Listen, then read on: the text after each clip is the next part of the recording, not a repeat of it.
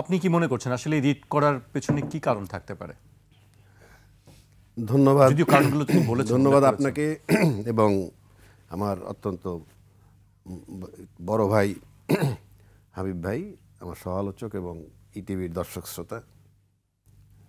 দেখেন, আদালত এমন একটা জায়গা, আপনি যেতেই পারেন, কিন্তু আপনাকে দুটো বিষয় এখানে, বিশেষ করে একটা জিনিস উপস্থাপন করতে হবে। আপনি অ্যাগ্রিভড কেন? আদালতে যেতে হলে এটা আদালতকে বলতে হয়, মানে আপনি ক্ষুব্ধ হলেন কেন, জি, এটার ব্যাখ্যা সে দিবে, এক নম্বর। দুই নম্বর, এখানে একটা মোটিভ কাজ করতে পারে। কারণ যে দল, এই যে বাংলাদেশ কংগ্রেস, যদি আমি নর্মাল কোর্সে বলি, নির্বাচন করে পাশ করে ক্ষমতায় যাবে এমন কোনো দল সে না। কিন্তু আমি তাকে ছোট করছি না, সে একটা দল, কিন্তু কোনো সুযোগ নাই তার এই দল যে ক্ষমতায় যাবে বা কিছু। তাহলে সে এই নির্বাচনটা যে পিছাচ্ছে, যদি বলে আমি দেশের স্বার্থে একটা ভালো নির্বাচন চাই সে কারণে করতে পারে, বলতে পারে, সেটা আদালত দেখবে। তো নতুন এবং ফিরে আসা গ্রাহকদের জন্য নগদে চলছে ক্যাশব্যাক সহ প্রতিদিন হাজারো উপহার জেতার সুযোগ। হবে আশা আর ফেরা, সারপ্রাইজ সেরা। কিন্তু যে নির্বাহী বিভাগের প্রভাব, এবং এখানে অনেকগুলা কথা আসছে, সে বলছে যে ইলেকট্রাল কমিশন চাইতেছে, তারপরে এখানে কিন্তু লেভেল প্লেইং ফিল্ডের কথা আসতেছে, প্রশাসন সঠিক আছে কি না। তো এখানে আমার কাছে মনে, আবার পাশাপাশি ইসি বলছে আমি নির্বাচনের জন্য প্রস্তুত, প্রধান উপদেষ্টা বলছেন একই দিনে দুটো নির্বাচন হবে বলছেন, কিন্তু তারা এই জিনিসটা, মানে রিটের যে বিষয়বস্তুগুলা সেগুলো কিন্তু এখানে আসে নাই, যে লেভেল প্লেইং ফিল্ড আছে, নির্বাচনের জন্য পরিবেশ উপযোগী, প্রশাসন নিরপেক্ষ আছে, এই কথাগুলো কিন্তু আসে নাই। আর রিটের ভিতরে কিন্তু ওই কথাগুলো গেছে, এবং সেখানে বড় দল আছে, বড় দল মানে বড় দল যায় নাই, কিন্তু এখানে লোকসান লাভ কার? এই রিটে নির্বাচনটা পিছিয়ে গেলে যারা ক্ষমতায় আসবে তাদের জন্য এটা স্বাভাবিকভাবে একটা লোকসানের চিন্তা হিসাব। কারণ আমি বারবার বলি, এখনও একই কথা বলছি, আমি নির্বাচন বিরোধী নই, কিন্তু আপনাকে বুঝতে হবে যে 16 বছর যে সরকারটা ক্ষমতায় ছিল, বাংলাদেশের ইতিহাসে এমন কোনো নির্বাচন অতীতে হয় নাই যেই নির্বাচনটা মাত্র 16 মাস আগে, যেই নির্বাচনটার মাত্র 16 মাস আগে 1400 লোক মারা গেছে, 30,000 40,000 লোক পঙ্গু হয়েছে, বাইতুল মোকাররমের খতিব পালায়ে গেছে, বাংলাদেশ ব্যাংকের গভর্নর পালায়ে গেছে, বিচারপতিরা পালায়ে গেছে, 57 জন অফিসার মারা গেছে এই 16 বছরের মধ্যে, প্লাস এখন থেকে এক মাস আগে ডিআইজি পালাইছে, 1.5 মাস আগে আর্মির জেনারেল পালাইছে। বিষয়টা স্বাভাবিক নয়, পরিস্থিতিটা স্বাভাবিক নয়। মুখের রূপকথার গল্প আপনি যতই বলেন, পরিস্থিতি স্বাভাবিক নয়। বলা হয়েছিল বিডিআর হত্যার ব্যাপারে full stop, there is no ifs and buts বলা হয়েছিল, কিন্তু আলটিমেটলি কিন্তু একটা তদন্ত রিপোর্ট আবার হয়েছে, এবং সেই তদন্ত রিপোর্টের পরে কিন্তু জেনারেল শাকিলের ছেলে বলছে কাউকে ছাড় দেয়া হবে না। এখন সে পারবে কি পারবে না সেটা সেকেন্ডারি, কিন্তু তার ভিতরে কষ্ট আছে। একজন জেনারেল কেন গুলিতে মারা যাবে স্বাধীন দেশের মধ্যে? এগুলো আমার কাছে আমি জাস্টিফাইড করতে চাই না ওইভাবে, যে কোনো রাইট নেই হত্যা হওয়ার। সুতরাং আপনাকে বুঝতে হবে, সেই বিডিআর রিপোর্ট আসলো, আবার শাকিল সাহেবের ছেলের এবং শাকিল সাহেবের ছেলে যখন এই কথাটা বলতেছে, আপনি পরিষ্কার নিশ্চিত থাকতে পারেন কোনো নির্বাচিত সরকার এইগুলো করতে পারবে না।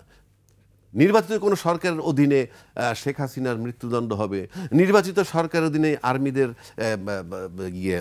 গ্রেফতার হবে সার্ভিং অফিসার, নির্বাচিত সরকারের অধীনে এই আবার বিডিআর তদন্ত হবে। অ্যাবসার্ড। আমাদের অতীত রেকর্ড আছে, আমি বারবার এক কথা বলি, এই আবহাওয়ায় মানুষ, আপনি যতই গল্প করেন আমারে বুঝান। এখন আমি মনে করি নির্বাচন হওয়া দরকার, গণতন্ত্র ফিরিয়ে আনা দরকার, তাহলে যে রিট পিটিশনটা করছে আদালতের কাছে অব্লিগেশন, রিটটা কিন্তু আদালতে চট করে রিজেক্ট করে দিবেন, সেটাও আমি জানি না পারবেন কি না। আর যদি শুনতে হবে, তাহলে এখানে বড় বড় স্টেক হোল্ডার যারা রাজনীতিতে আজকে, আমি মনে করি তাদের এটাকে কোঅপারেট করা উচিত, এবং সামনের সপ্তাহে হইলে এটা একদিনে সিদ্ধান্ত হইতে পারে। মানে কথার কথা বলছি 7 দিনেও, কারণ এটা আর্জেন্ট ম্যাটার। জি, কেন? যেই অভিযোগগুলো সে আনছে, আমি মনে করি যে দলটা নির্বাচনে গেলে বিজয় লাভ করবে তারও যাওয়া উচিত পার্টি হয়ে। কেন? সে গিয়ে বলবে এই অভিযোগগুলো সঠিক নয়। আমি কি বুঝাইতে পারছি আপনাকে? যে লেভেল প্লেইং ফিল্ড আছে, প্রমাণ করুক আদালতের কাছে। আবার লেভেল প্লেইং ফিল্ড দাবি করছেন যারা বলছেন যে লেভেল প্লেইং ফিল্ড নাই, তাদেরও এটা গিয়ে পক্ষ হওয়া উচিত। যদি আপনি ভালো গণতন্ত্র ফিরিয়ে আনতে চান, ভালো নির্বাচন চান, সব কিছুতে আপনি ভালো চান, কারণ আমি যে ইতিহাসগুলো বললাম তাতে ভালো কোনো পরিবেশ নাই। আবার যারা নির্বাচন করলে বিজয়ী হবেন বলে বলতেছেন তারা কিন্তু জাতীয় সরকার গঠন করবেন এমন কথাও বলছেন। আপনি জাতীয় সরকার নির্বাচনের পরে কেন? জাতীয় সরকার হয় ক্রাইসিস টাইমে। 5ই আগস্টের পরে তো জাতীয় সরকার হয়নি। আফটার ইলেকশন কিসের জাতীয় সরকার? তো সব কিছু মিলে বুঝাই যায় পরিবেশটা টালমাটাল। সুতরাং আমার কাছে মনে হয় যে আপনি যদি আজকে যেহেতু আদালতের কাছে এটা গেছে, সুতরাং আমার কাছে মানে একটা সুন্দর জায়গা আছে প্রমাণ করার যে লেভেল প্লেইং ফিল্ড আছে, প্রশাসনিক নাজুকতা নাই, নির্বাচন কমিশন প্রস্তুত, সব পক্ষের গিয়ে যাওয়া উচিত। কারণ দেশে কোনো নির্বাচিত সরকার নাই এবং দেশে কোনো পার্লামেন্ট নাই। পার্লামেন্ট হলে অনেক সিদ্ধান্ত পার্লামেন্ট নিয়ে নিতে পারে যেহেতু তারা আইন প্রণয়ন করে।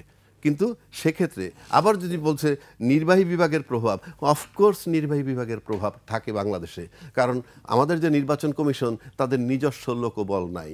এই মাঠের যে প্রশাসন ওইটি একটা সিঙ্গেল কমান্ডে ইলেকশন কমিশনের আন্ডারে আসে। আর বাংলাদেশে অতীত যত রেকর্ড হয়েছে ইসির আন্ডারে কোনো কাজ হয় নাই।